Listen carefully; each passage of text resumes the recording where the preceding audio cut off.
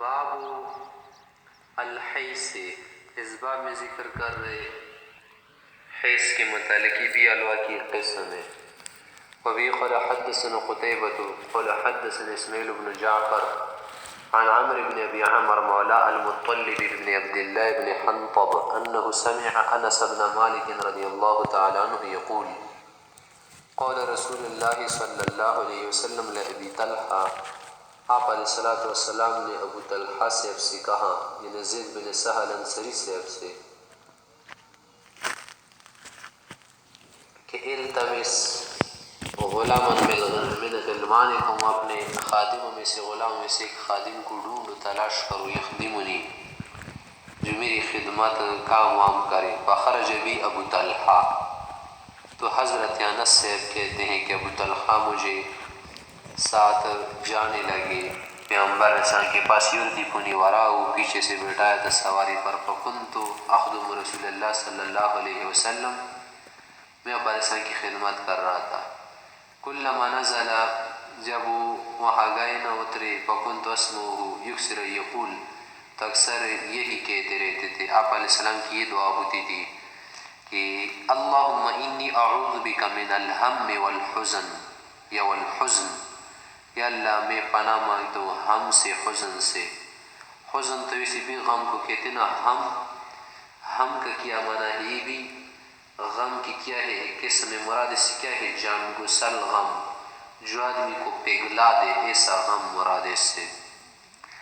والعجز حماقت، اور اسی طرح سے والعجز، عجز کسی کہتے ہیں، حماقت نہ سمجھگی اور عاقبت اندیشی کا نہ ہونا، نہ عاقبت اندیشی کو کہتے ہیں۔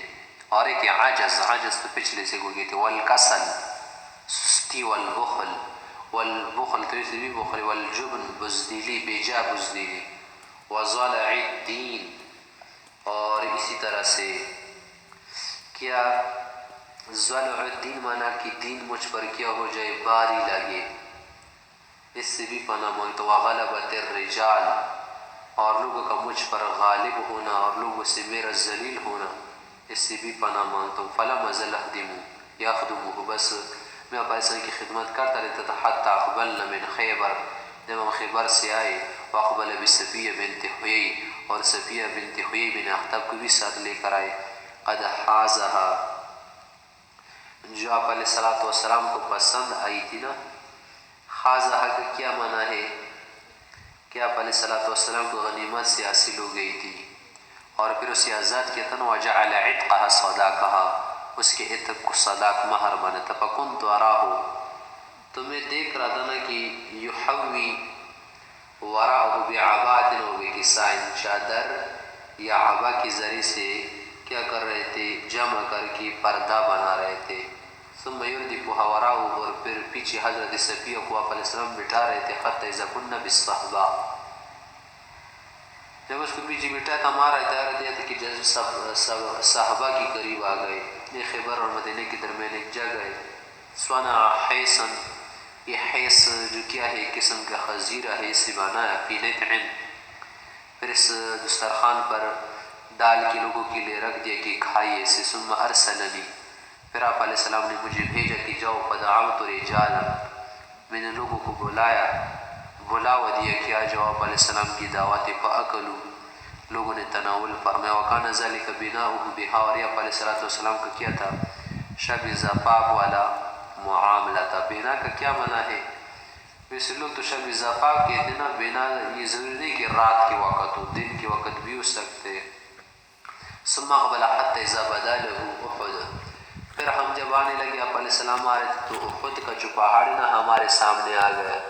قول تو کہنے لگے ھذا جبل یحبنا ونحبہ، اس پہاڑ کو ہم سے محبت ہے اور ہمیں اس پہاڑ سے محبت ہے، ہم اس سے محبت کرتے۔ فلما اشرف علی المدینہ، جب مدینہ کے قریب آپ پہنچے، قول تو آپ علیہ السلام نے یہ فرمایا کہ اللہم انی احرم ما بین جبلیہا، ان دو پہاڑوں کے درمیان جو علاقہ ہے نا، میں سے محرم بنا تو مکرم، کہ یہاں پر کسی چیز کی توہین نہیں کی جائے گی، شکار وغیرہ کو نہیں بگایا جائے گا، نہیں مارا جائے گا، مثل ما حرم بھی ابراہیم علیہ السلام مکہ تھا، جیسے ابراہیم علیہ السلام نے مکے کو محرم و مکرم بنایا تھا. اللہم بارک لہم فی مدہم و صاعہم.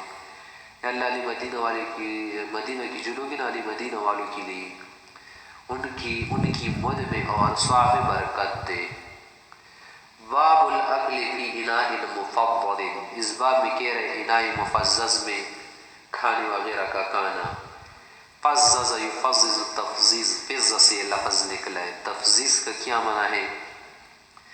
کسی برتن پر چاندی کا چڑھا دینا، چاندی وغیرہ کا لگانا، اس کو کیا کہتے ہیں؟ تفزیز کہتے ہیں. اس کے ساتھ کیا کرے؟ چاندی کا سلور کلر جو ہے نا اس پر چڑھا دے. جیسے آج کل تو سلور کلر ہے چڑھاتے ہیں، سلور کلر پینٹنگ کرتے. پہلے زمانے میں کچھ نقوش کیے جاتے تھے نا، تو اگر ایسا کر دے تو آئے جائز ہے یا نہیں؟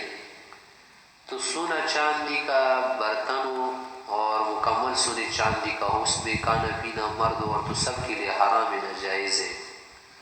اگر اس پر کیا کی جائے؟ کلر چڑھایا جائے یا کچھ اس پر اس طرح سے لگا دینا کہ وہاں ہاتھ نہ لگے نا، تو پھر اس میں کھانا پینا جائز ہوگا. وبه قال حدثنا ابو نعيم فضل بن دكين مراد قال حدثنا سيف بن ابي سليمان قال سمعت مجاهدا يقول قال حدثنا عبد الرحمن بن ابي ليلى انهم كانوا عند حذيفه، سب حذیفہ سے کے پاس تھے. فاستسقى، تو اس نے ایک مرتبہ پانی کے لیے کہا کہ پانی لے کر آؤ. فسقاه مجوسی، ایک مجوسی تھا، اس نے پانی پلانا چاہا. فلما وضع القدح في يده، جب اس نے کیا کر دیا حذیفہ کے ہاتھ میں برتن رکھ دیا نا کہ یہ لے لیجیے، تو رما بھی اس نے برتن کو پھینکا. وقال کہ لولا انی نہیتہ غیر مرہ ولا مرتین، کہ اگر میں سے 2-3 مرتبہ پہلے سے نہ روکا ہوا ہوتا نا، اگر پہلے سے میں رکا ہوا ہوتا نا، کانہ یقول نہیں کہہ رہے تھے کہ لم افعل ھذا، میں ایسا نہ کرتا. یعنی اسی بات ہے نہیں کہ پہلی مرتبہ اس کو کہہ رہا ہوں، کئی مرتبہ میں نے اسے روک دیا کہ اس برتن میں نہیں پلانا، اس لیے میں نے کیا کر دیا؟ برتن کو پلا دیا، برتن کو پھینک دیا. ولكني سمعت رسول الله ولكني سمعت النبي صلی اللہ علیہ وسلم، میں نے آپ علیہ الصلوۃ والسلام سے سنا ہے. یا پر نبی کا لفظ بھی ہے نا، ایک نسخے میں رسول اللہ کا لفظ ہے. یقول کہہ رہے تھے کہ لا تلبس الحریر ولا الدیباج، ریشم کی تمام قسمیں مت پہنا کرو کپڑے وغیرہ. ولا تشربوا في آنية الذهب والفضة، سونے چاندی کے برتنوں میں نہیں پینا، کچھ بھی ہو، چاہے شہد ہو، پانی ہو، چائے ہو، جو کچھ بھی مشروب ہو. ولا تأكلوا في صحاف، ان کی پلیٹوں میں بھی نہیں کھانا پینا. فإنها لهم في الدنيا، یہ تو کافروں کے لیے وہی لكم في الآخرة، تمہارے لیے یہ چیز جو ہے نا آخرت میں ہے. تو یہ پر بات اناء مفزز کی بیان ہو رہی نا. امام ابو حنیفہ کا یہ مذہب ہے کہ اگر موضع الفز سے جا خود کو بچائے نا، یا وہاں پر منہ نہ لگائے، ہاتھ نہ لگے، تو پھر چاندی وغیرہ کا چڑھانا جائز ہے. لیکن اگر منہ لگے اس جگہ کو، یا ہاتھ لگے یا ٹچ ہو جائے بدن کو، تو پھر وہاں پر ایسا کرنا جائز نہیں ہوگا. امام ابو یوسف رحمۃ اللہ علیہ نے بھی اسے مکروہ کہا ہے. تو لہٰذا ان چیزوں کا استعمال بہتر نہیں ہے نا. ممکن ہے کہ بدن کے حصوں سے لگے، اس لیے بہتر نہیں ہے کہ خود کو کیا کرے؟ بچائے. باب ذکر الطعام، اس باب میں طعام کھانے وغیرہ کا کیا کر رہے؟ ذکر کر رہے ہیں. مطلب یہ بیان کرنا چاہتے نا کہ یہ کوئی زہد نہیں ہے کہ آدمی کیا کرے؟ بہتر کھانا چھوڑ دے. کھانا کھائے، بہتر کھانا کھائے، اس میں کوئی مسئلہ نہیں. اچھا پہنے، اچھا کھائے، اچھا بھی، لیکن یاد رکھے نا کہ کوئی حرام کام نہ ہو اور عبادت خوب کرے. وبه قال حدثنا قتيبة قال حدثنا ابن عوانة عن قتادة عن انس بن ابي موسى الاشعري رضي الله تعالى عنه قال قال رسول الله صلى الله عليه وسلم مثل المؤمن الذي يقرأ القرآن مثل الأترنجة، اس مسلمان شخص کی مثال جو قرآن کریم کی تلاوت کرے، اس کی مثال کس کی طرح ہے؟ اترنجہ کی طرح ہے. کہ اترنجہ جو پھل ہے نا، اس کی طرح اس کی مثال ہے. کہ ریحها طیب و طعمها طیب، کہ اس کا ذائقہ بھی اچھا ہے اور اس کی خوشبو بھی اچھی ہے. ومثل المؤمن الذي لا يقرأ القرآن مثل التمر، اور وہ مسلمان جو قرآن کریم تو پڑھے بعد میں تلاوت کرنا چھوڑ دے کھجور کی طرح ہے. لا ریح لها، خوشبو تو اس کی نہیں ہے. کھجور تو اچھی بہترین چیز ہے لیکن خوشبو تو اس کی نہیں ہے نا. وطعمها حلو، ذائقہ اس کا مزیدار ہے، میٹھا ہے. ومثل المنافق الذي لا يقرأ القرآن، مثال اس منافق کی جو قرآن کریم نہ پڑھے اس پر عمل نہ کرے. کمثل الحنظلہ، اس کی مثال ہلوی کی طرح ہے. لیس لها ریح، نہ تو اس کی کوئی خوشبو ہے بہتر. وطعمها مر، اور ذائقہ بھی اس کا کڑوا تلخ ہے. ومثل المنافق الذي يقرأ القرآن، اور مثال اس منافق شخص کی جو قرآن کریم پڑھے. مثل الریحانہ، اس کی مثال ریحانہ کی طرح ہے، ایک بوٹی ہے. ریحها طیب، خوشبو اس کی اچھی ہے لیکن ذائقہ اگر دیکھے نا چکھ لے تو طعمها مر، ذائقہ اس کا بہت کیا ہے، کڑوا ہے. تو یہاں پر ذکر طعام کا لفظ آیا ہے نا کہ ذکر طعام کا لفظ جسے کھانے کو بولتے ہیں، اس طرح ذائقوں کو بھی ملتے ہیں. اطعمہ کانوں کو کہتے ہیں نا، ذائقوں کو بھی بولتے ہیں. جیسے آج کل بہت سارے ذائقے آئے ہیں، ٹیسٹی، ذائقوں کو کہتے ہیں ٹیسٹیز. تو یہاں پر طعام کا لفظ آیا ہے نا، کس کو کہتے ہیں، ذائقے کو کہتے ہیں. وبه قال حدثنا مسدد قال حدثنا خالد قال حدثنا عبد الله بن عبد الرحمن عن انس عن النبي صلى الله عليه وسلم قال فضل عائشة على النساء كفضل الثري على سائر الطعام. یا پر طعام کا لفظ ہے، کھانے کے لیے بھی بولا جاتا ہے. وبه قال حدثنا ابو نعيم قال حدثنا مالك عن سمي عن ابي صالح عن ابي هريرة رضي الله عنه عن النبي صلى الله عليه وسلم قال السفر قطعة من العذاب.